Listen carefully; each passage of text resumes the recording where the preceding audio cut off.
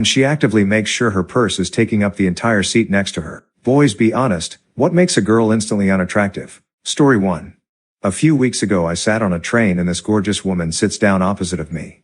2 stops later, a lot of people get on the train and people have to stand at this point. And she actively makes sure her purse is taking up the entire seat next to her. Instantly the ugliest woman on the entire train for me. Have some respect. Story 2. I want you to change, but accept me for who I am. Mentality. Story 3. Manipulative/testing behavior or playing games. Edit. Dunno why this needs said, but not all women do this. If you think they do, either you have some personal issues with women you should work through or you're spending time with the wrong people. Also, being wary of others and slow to trust is quite different than lying or engineering scenarios to cause somebody else distress so you can study their reaction and assuage your own fears and insecurities. Hurting others to make yourself feel better is wrong regardless of your gender, anxieties, or past traumas. Story 4. When she blames everyone for her own mistakes. Story 5. Expressing how shallow you are. Someone I was attracted to said something like, my future husband will have a lake house and a boat. One of her friends responded with, or maybe you can find the right person and then pursue that dream together. And she was just like, nah. Story 6. When she disagrees with you, she screams at you. No, thanks. Story 7. Flirting with every guy. If you're trying to make me jealous/think that you could have any guy at any time, congrats, it works. I'm out. Story 8. This obviously goes for both girls and guys, but when they focus primarily on themselves during a conversation. Was talking to a girl a few months ago, and it eventually just kinda hit me just how much she talked about herself or would steer conversations towards herself and her problems. Story 9. My social anxiety fucks me on this one because in order to seem engaged my brain goes, oh yes, can relate to that, hear my story. And 90% of the time I don't realize it until 3 a.m. when I'm laying in bed agonizing over every single thing I did and said to other humans that day. Edit. Thanks for all of the positive responses and the award. Y'all are the bee's knees. I have been diagnosed with OCD, anxiety about literally ducking everything, and depression. I believe I'm also on the spectrum and or have ADHD. But as an older millennial, getting a diagnosis for those things is not easy. Story 10. Being rude or disrespectful without a reason.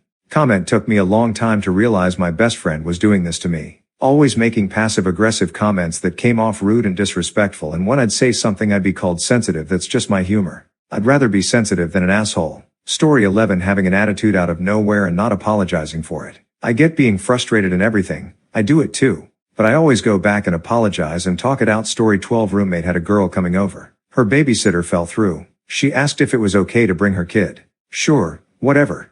She comes over. I'm sitting on the couch setting up my new iPad. We all say hi, blah blah. The kid comes over and watches me for a while, then grabs my iPad. I say, oh hey, I'm transferring stuff to it right now. The mom says that's fine. Go ahead, you can play with it, to her kid. Like WTF? Story 13. I didn't think that a woman with kids would be a problem. But there are problems. The kids may hate you, because you're not dad. I ran into that 3 times. Things went nowhere fast. In one instance, the dad's first name was exactly the same as mine. I was dead to them. As a parent, I despise parents who are like this. How can some people have so little awareness of others? Not even respect, like just basic acknowledgement that the world doesn't revolve around them and their kid-s. Ick.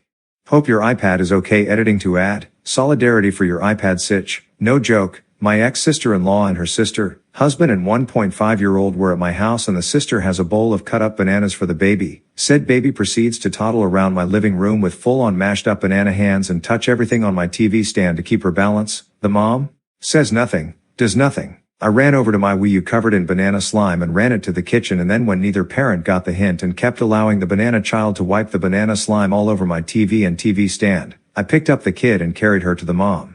Didn't even say anything, just carried her over. Guarantee I'm somehow the bitch in that situation. I pointed this out to my mate once. He was dating a woman child, a girl who just ignored him most of the time, until she needed him. Once, for example, me and him were having a rare afternoon out, since he generally liked being on call for his girlfriend 100% of the time, even if she was out doing other things without him. We're out, it's peak hour, and he gets a call. She's lost her keys, apparently. She's been through her handbag, supposedly, and can't find them. Mate says we gotta go. And so we get in his car, and tear across the city in record time. As we're driving, he turns to me and says we'll get home, and she'll be there, and I'll let her in, and then she'll just watch cartoons for the rest of the night. We get home, and she's exceedingly happy to see him. Like, OTT.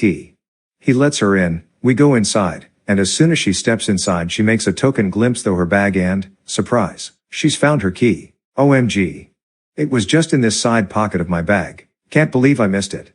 I rolled my eyes so hard I nearly did permanent damage. And she immediately sits down on the couch, puts on the Lion King, and ignores everything and everyone. We go out on the balcony and I just go, really? And he goes, really? She'll want a drink or something soon. And like 10 minutes later, she shouts, Andy, can I have a drink? Now, the movie has a pause function. She's seen the movie a million times before. She's closer to the kitchen. Andy obviously has a guest over. But no. We can see her from the balcony. Her eyes haven't left the screen. This was his house. Apart from her clothes and GameCube, nothing was hers. His furniture, his food, his name on the lease. Watch. I'll get her a drink, and there won't even be a thank you. So he does so, and I watch this, and she just holds her hand out, without taking her eyes off the screen, takes the drink and sips, and Andy comes back out. See?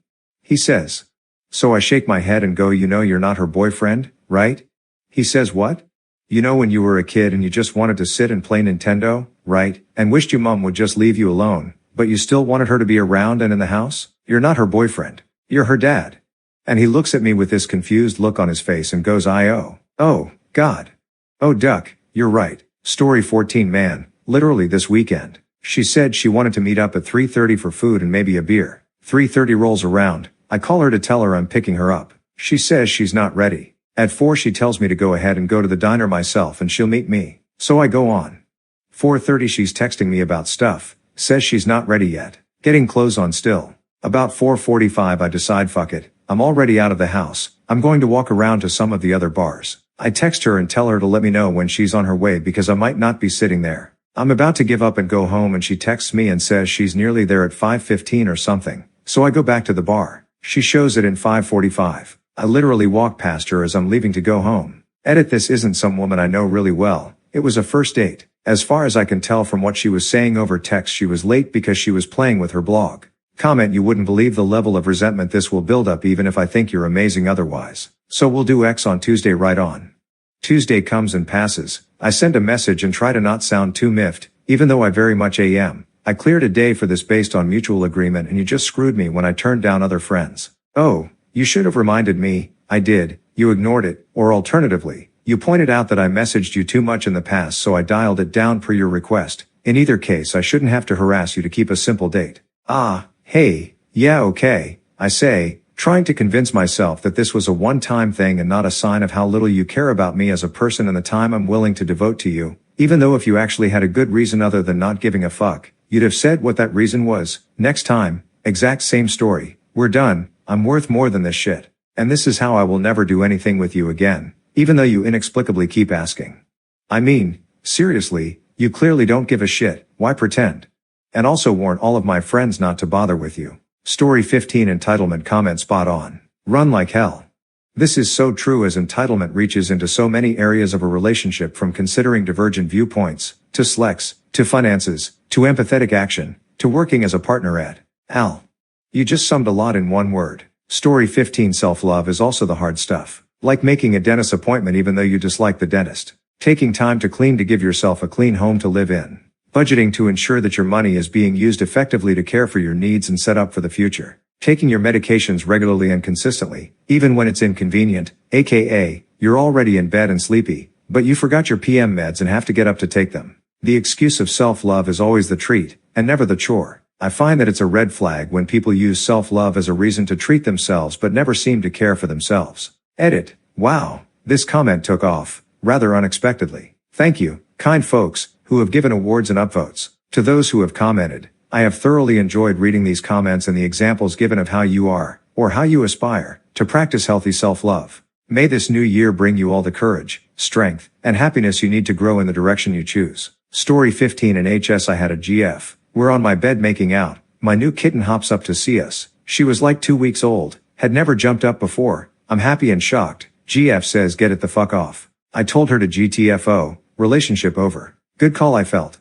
Story 16. If she keeps trying to get attention by making negative comments, ABT herself for people to say the opposite thing, purely for attention. Story 17. If a girl shits on your passion. Like one of my best friends is really good at producing and making beats, and his girlfriend at the time told him he is gonna go nowhere in life and his music sucks. He is about to get signed to a music label now, haha. Story 18. If you can't handle me at my worst, you don't deserve me at my best. Edit. Thank you all for the rewards. Story 19. Gotta love how a phrase meant to be about someone at their lowest in life compared to their highest point in life. At least that's how I interpreted the original meaning. Got so twisted by people who use it as excuse to be awful. Story 20. Being a heavy social media poster / influencer. Not interested frankly in becoming an unpaid photographer, nor am I interested in what you had for breakfast. Story 21. I was driving with my cousin once and they threw a whole pizza box out the window while I was driving. I turned the car around and made them pick it up. The look of betrayal on their face since they had friends in the car. Shame is powerful.